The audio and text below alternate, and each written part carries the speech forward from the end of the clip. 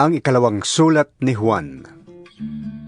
Mula sa isang pinuno ng iglesia, para sa minamahal na ginang at sa kanyang mga anak na tunay na mahal sa akin. Hindi lamang ako kundi ang lahat ng nakakaalam ng katotohanan ang nagmamahal sa inyo, sapagkat ang katotohanan ay nasa atin ngayon at magpakailanman.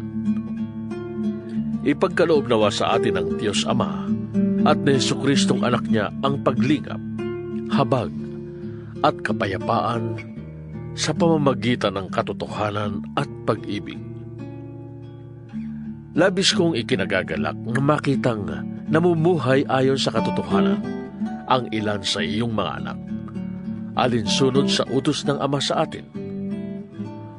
At ngayon, ginang, ako'y may hihilingin sa iyo. Hindi isang bagong utos ang isinusulat ko sa iyo, kundi ang dating utos na sa simula pa'y nasa atin na. Mag-ibigan tayong lahat. At ito ang kahulugan ng pag-ibig na binabanggit ko. Mamuhay tayo ng ayon sa mga utos ng Diyos.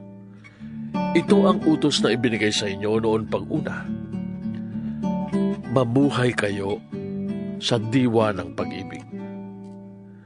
Sapagkat nagkalat sa daigdig ang mga mandaraya, mga taong ayaw kumilala na si Jesucristo'y naging tao. Ang ganoong mga tao'y mandaraya at antikristo. Mag-ingat nga kayo upang huwag mawala ang ating pinagpaguran. Sa halip ay lubusan ninyong makamtan ang gantimpala. Ang hindi nananatili sa turo ni Kristo, kundi nagdaragdag pa dito, ay hindi nagpapasakop sa Diyos.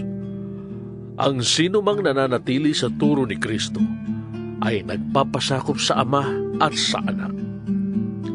Huwag ninyong tanggapin sa inyong bahay, ni huwag batiin ang sino mang dumating sa inyo na ibang turo ang dala, sapagkat ang bumabati sa kanya ay nagiging kasama niya sa masamang gawain yan. Marami pa sana akong sasabihin sa inyo, ngunit hindi ko na sasabihin sa sulat. Sa halip, ako'y umaasang makakapunta diyan at makakausap kayo ng harapan upang malubos ang ating kagalakan. Kinukumusta ka na mga anak ng iyong minamahal na kapatid na babae.